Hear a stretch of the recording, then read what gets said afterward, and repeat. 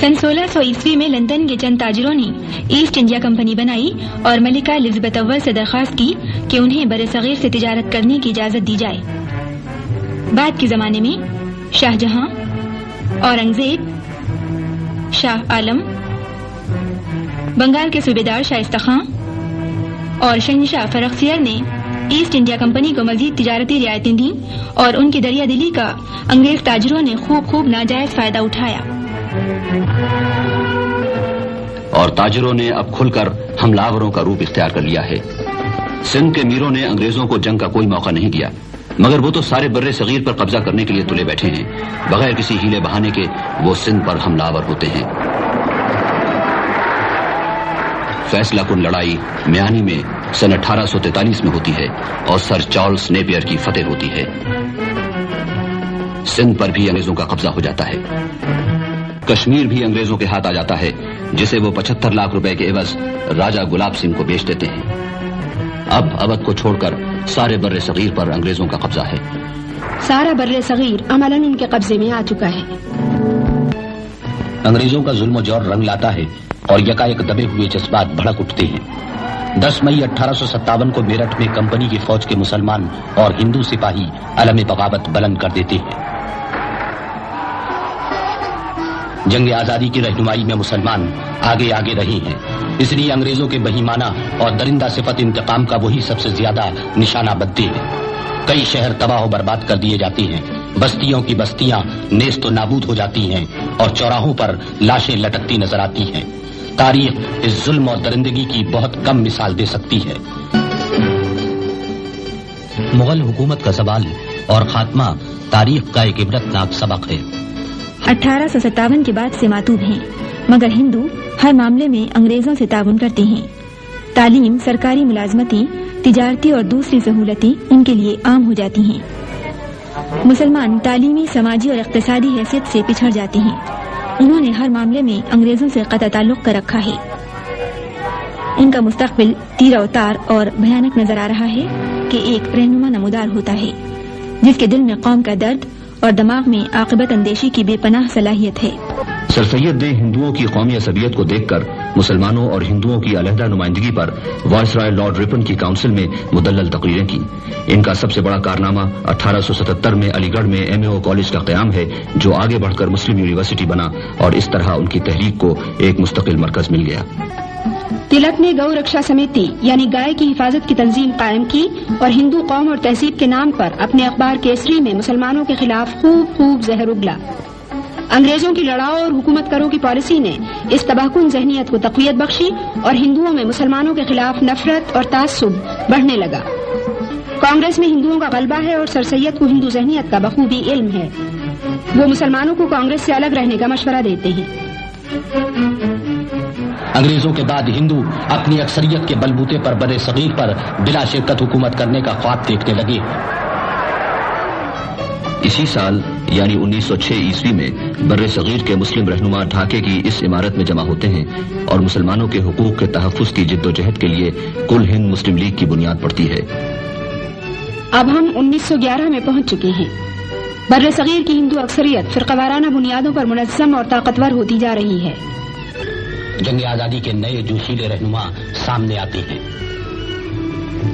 मौलाना मोहम्मद अली और शौकत अली कैदोबंद की मुसीबतें उठाते हैं और मोहम्मद अली का रोजनामा कॉमरेड अंग्रेजों के लिए दर्द सर बन जाता है।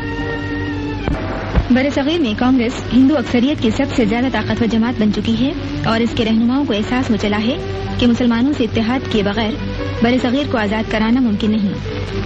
इनमें नुमायां गोखले हैं। इसी जमाने में गांधी जी भी उभरना शुरू होते हैं। नौजवान बैरिस्टर मोहम्मद अली जिन्नाह की कोशिशों से 1916 में कांग्रेसी और लीगी रहनुमा लखनऊ में जमा होते हैं और कांग्रेस जुदागाना इंतखाबात पर राजी हो जाती है।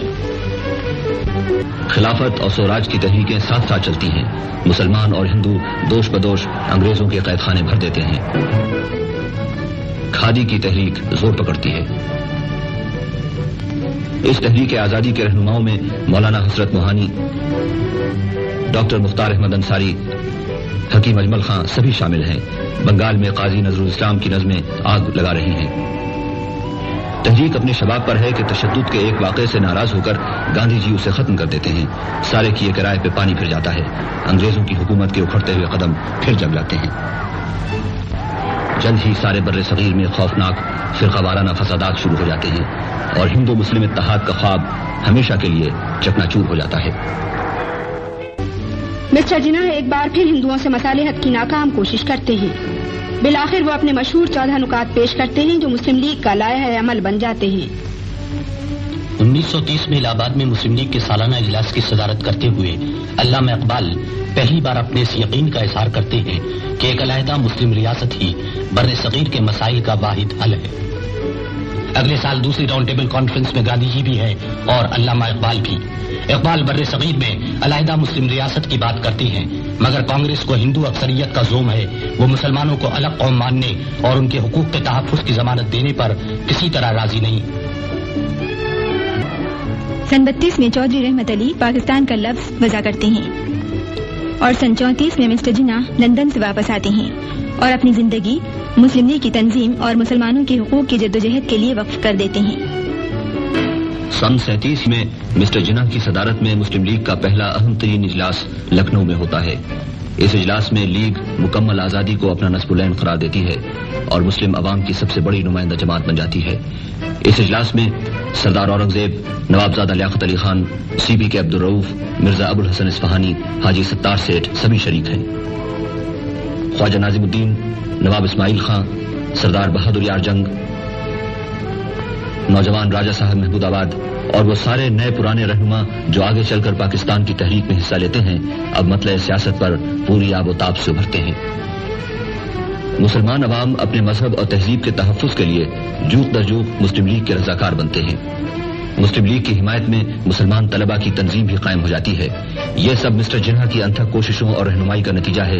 قوم انہیں قائد اعظم کے خطاب سے سرفراز کرتی ہے.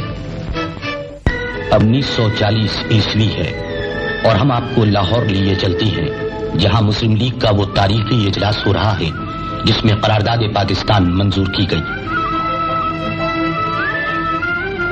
قائد اعظم اپنے خطبہ صدارت میں اس حقیقت کا اظہار کرتے ہیں کہ 1200 سال ایک ساتھ رہنے کے باوجود ہندو مسلمان ایک نہیں ہو سکے. ہر اعتبار سے ہندو اور مسلمان دو الگ قومیں ہیں. 23 مارچ کو قرارداد پاکستان شیر بنگال فضل الحق پیش کرتے ہیں اور چودھری قریب الزماں اس کی تائید کرتے ہیں. بر صغیر کے مسلمانوں کے 1 لاکھ سے زائد نمائندے متفقہ طور پر اسے منظور کرتے ہیں. متعصب ہندو اکثریت کے نرغے سے مسلم اقلیت کے بچاؤ کا یہی ایک راستہ تھا. اور پھر اگلے 7 سال تک پاکستان کے مطالبے کی گونج بر صغیر کے گوشے گوشے سے سنائی دیتی ہے. قائد اعظم ملک کے طوفانی دورے کرتے ہیں اور بر صغیر کے مسلمان پاکستان کے لیے ہر قربانی دینے کو تیار ہو جاتے ہیں. اس جد و جہد میں عورتیں بھی مردوں سے پیچھے نہیں ہیں. خواتین رہنماؤں میں بیگم شاہ نواز، بیگم لیاقت علی خان، بیگم عبداللہ ہارون، بیگم ہدایت اللہ، بیگم شمس النہار محمود، بیگم شائستہ اکرام اللہ آگے آگے ہیں. قائد اعظم اس تاریخی جد و جہد کی عظیم ترین علامت بن گئے ہیں. لیکن مسلمانوں کو پاکستان کے حصول میں ابھی بہت سے ہفت خوان طے کرنا ہے. ہندو کسی صورت اور بر صغیر کے مسلمان پاکستان کے لیے ہر قربانی دینے کو تیار ہو جاتے ہیں. اس جد و جہد میں عورتیں بھی مردوں سے پیچھے نہیں ہیں. خواتین رہنماؤں میں بیگم شاہ نواز، بیگم لیاقت علی خان، بیگم عبداللہ ہارون، بیگم ہدایت اللہ، بیگم شمس النہار محمود، بیگم شائستہ اکرام اللہ آگے آگے ہیں. قائد اعظم اس تاریخی جد و جہد کی عظیم ترین علامت بن گئے ہیں. لیکن مسلمانوں کو پاکستان کے حصول میں ابھی بہت سے ہفت خوان طے کرنا ہے. ہندو کسی صورت میں بر صغیر کی تقسیم کو گوارا کرنے پر تیار نہیں. وہ اپنی اکثریت کے زوم میں ہیں اور پورے بر صغیر کو اپنی اور صرف اپنی میراث سمجھتے ہیں. یہ ستمبر 1944 ہے. ایک معقولیت پسند کانگریسی رہنما راج گوپالاچاری مسلمانوں کے حق خود اختیاری کی حمایت کر چکے ہیں. اسی بنا پر گفتگو شروع ہوتی ہے. گاندھی جی متحدہ ہندوستان پر اڑ گئے ہیں اور قائد اعظم پاکستان کے مطالبے پر جمے رہتے ہیں. ہندوؤں اور مسلمانوں کے راستے واضح طور پر الگ الگ ہو چکے ہیں. وائسرائے شملے میں رہنماؤں کی کانفرنس طلب کرتا ہے۔ پنڈت نہرو ہر حالت میں کانگریس کے مسلک کی جنبداری کرنے آئے ہیں۔ ماسٹر تارا سنگھ سکھوں کے نمائندے ہیں اور قائد اعظم یہ عزم لے کر آئے ہیں کہ پاکستان کا اصول منوائے بغیر کوئی سمجھوتا نہیں کریں گے۔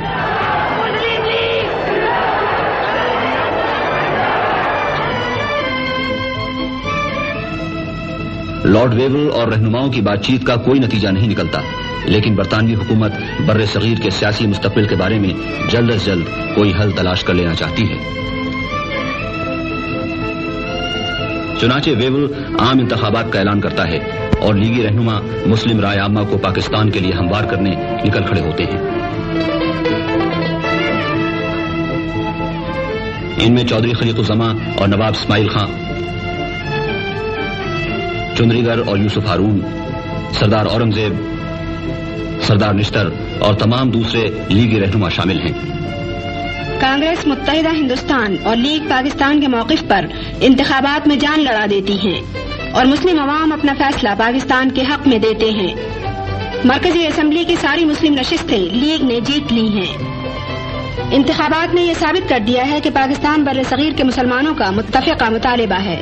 اب انگریزوں کے خلاف راست اقدام کا وقت آ گیا ہے اور 16 اگست 1946 کو سارے بر صغیر میں مسلمان مظاہرے کرتے ہیں اور انگریزوں کے دیے ہوئے خطابات واپس کر دیے جاتے ہیں۔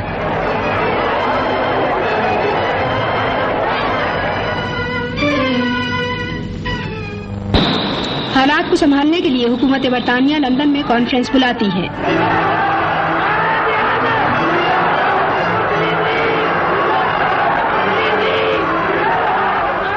وائسرائے اور لیگی اور کانگریسی رہنما لندن پہنچتے ہیں۔ لندن میں مقیم مسلمان قائد اعظم کا شاندار استقبال کرتے ہیں۔ I am on my mission and I can tell you nothing about the present. That's all I can say. Thank you.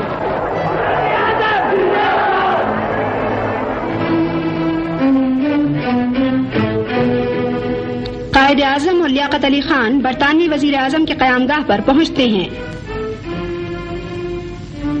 طویل گفت و شنید کے بعد مسٹر ایٹلی اور ان کی حکومت مشن کے منصوبے کو اس مفہوم کو صحیح بتاتے ہیں جو لیگ نے سمجھا ہے۔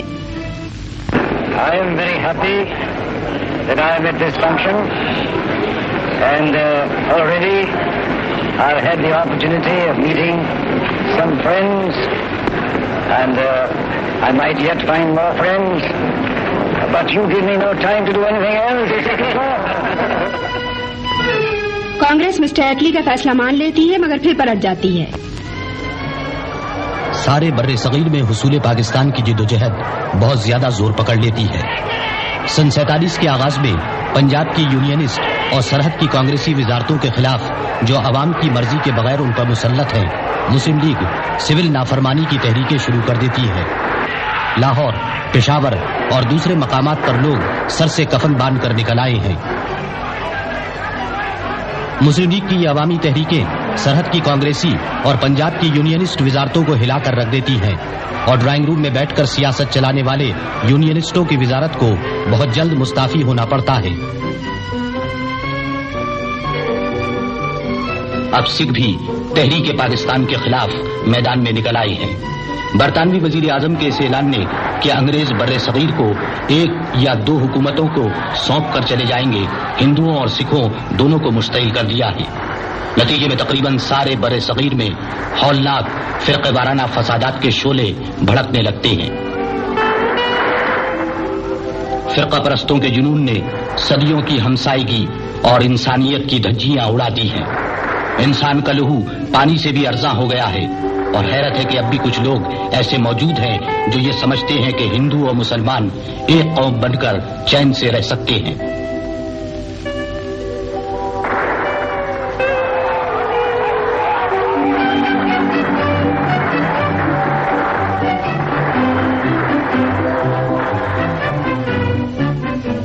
مارچ 1947 میں لارڈ ماؤنٹ بیٹن وائسرائے بن کر آتا ہے۔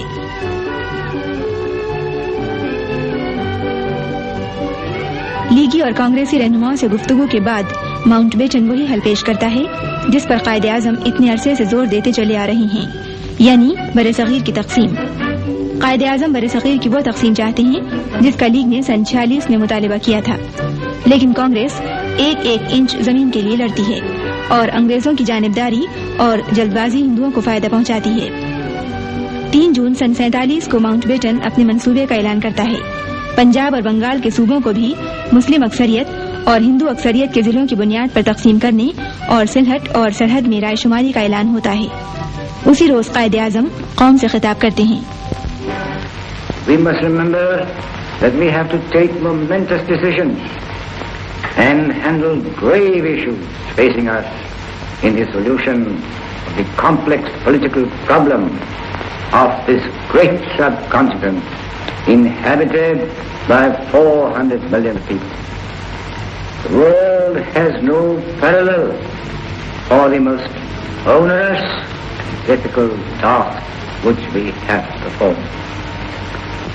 I pray to God that this critical moment He may guide us and enable us to discharge our responsibility in a wise and statesmanlike manner. Mountbatten منصوبے کے مطابق سلہٹ اور سرحد کی رائے شماری کا نتیجہ پاکستان کے حق میں نکلتا ہے۔ پاکستان کا ہونے والا دارالحکومت کراچی نئی ذمہ داریاں سنبھالنے کی تیاریاں شروع کر دیتا ہے۔ آخر کار 14 اگست سن 1947 کو مسلمان اپنی جد و جہد اور قربانیوں کا ثمرہ حاصل کر لیتے ہیں۔ بر صغیر میں ان کا اپنا وطن وجود میں آ گیا ہے۔ نامزد وزیر اعظم لیاقت علی خان اس پاک وطن کی سرزمین پر اس شخص کے استقبال کی تیاری میں ہیں جو اس وطن کا معمار اور اس کی عظمت کا سب سے بڑا علمبردار ہے۔